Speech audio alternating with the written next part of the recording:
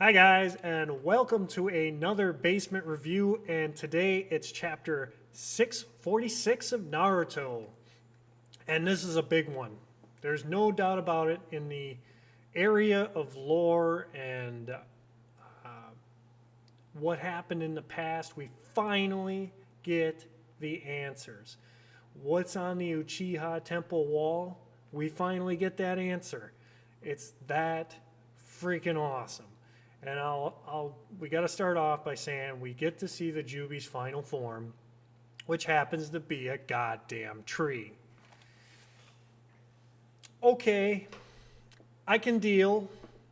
It's not as exciting as I thought it might be, but I can handle it. And the reason I can handle it is when they talk about Hashirama and they talk about Madara, those are supposed to be the descendants of the Sage of the Six Paths. And the Sage of the Six Paths had two things they said: his eyes and his body. Hashirama inherited the body. Madara inherited the eyes. Now, Hashirama is able to use wood style, which is that some sort of coincidence? You know, that the descendant who defeated the Jubi previously can use wood style? I don't think so. It's too convenient. But basically, we get to see the final form, which is a giant tree. And we see immediately that this tree is seeking out objects that have chakra, and it's taking it. And it's taking it damn fast. Like, it's killing guys. I mean, what's supposed to be depicted in 3 frames as probably just a split second. And it even catches Naruto. It catches Minato. And this thing is sucking chakra. It's going after the Eight Tails. It's going after some of the Edo Tensei, Hokage. I mean, this thing is out for chakra, and that is it. And we get an explanation as to why. Madara actually comes through for us and explains what's going on. Madara basically says at one point there was a princess who wanted to stop a war. And there was a tree that everybody worshipped that bared fruit once a millennium. And no human was supposed to ever touch this fruit. Well, to stop a war, this princess decided, I'm going to take that fruit and I'm going to stop this war. So she did. She's the first person ever to use chakra.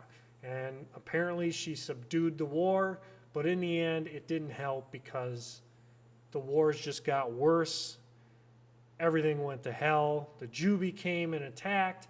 Luckily, by this point, the princess had a son who happens to be the Sage of the Six Paths, who subdues the Jubi, splits them up. We know the rest of the story at this point. Madara also reveals that he still plans to be the one to use Infinite Tsukiyomi instead of Obito. So this is going to be interesting. How is he going to do it at this point? The Jubi has taken Obito as its Jinchuriki, and yet Madara is saying, I'm going to do it. Is he going to put Obito under some sort of genjutsu? That's my only thought. How else is he? I mean, nobody else has been able to touch the guy since he's become a Jinchuriki except for Naruto, who's using Sage Chakra. But how is Madara going to take control of Obito or the Ten Tails at this point? That's the thing we got to speculate on. And I'll be honest, the only thing I can think of is a genjutsu. And who better to cast it but freaking Madara, the guy who, I mean, the guy's amazing. We know that much. But here's the part that's shocking. Here's the part that's shocking.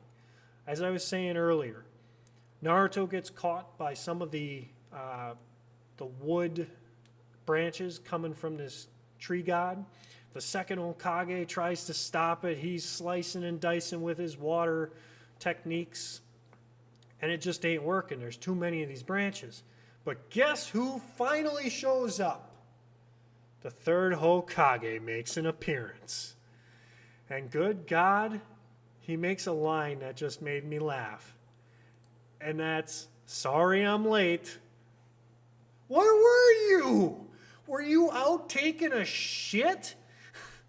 I mean, were you that constipated, Grandpa? I mean, what the hell, dude? You've been gone for like 20 chapters. But he comes through, he saves Naruto, and I don't know, it just feels good that Naruto was saved by the third Hokage. Somebody that, Naruto looked up to. The whole village looked up to this guy, and he died protecting the village. Then the second Hokage uses his Flying Thunder God technique to get Naruto, the fourth Hokage, and the third Hokage away from these branches. At this point, Sasuke is pretty much sitting there useless. I don't know what to think of him. I mean, he's got to be part of this fight eventually, right?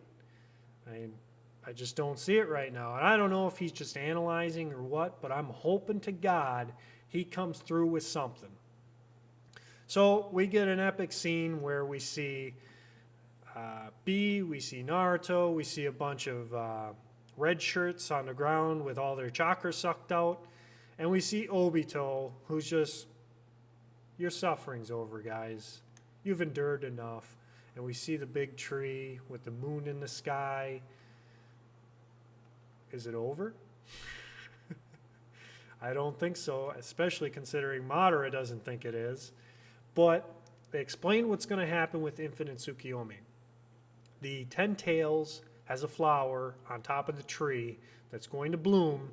And when the eye on the inside is exposed to the moon, it's going to cast Infinite Tsukiyomi. And then it's over. So, how will they stop Infinite Tsukiyomi? Will they stop Madara from taking control of the 10 Tails / Obito at this point? Or, they've got to do that. That's all there is to it. They either stop Madara or they stop Obito. They can't do it both at the same time.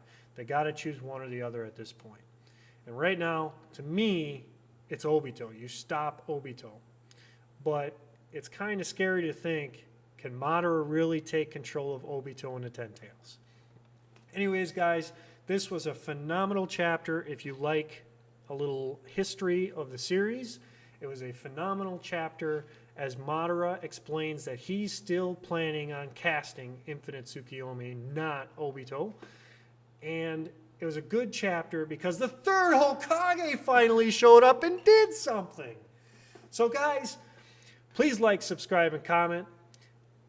And we'll see you next week. Bye.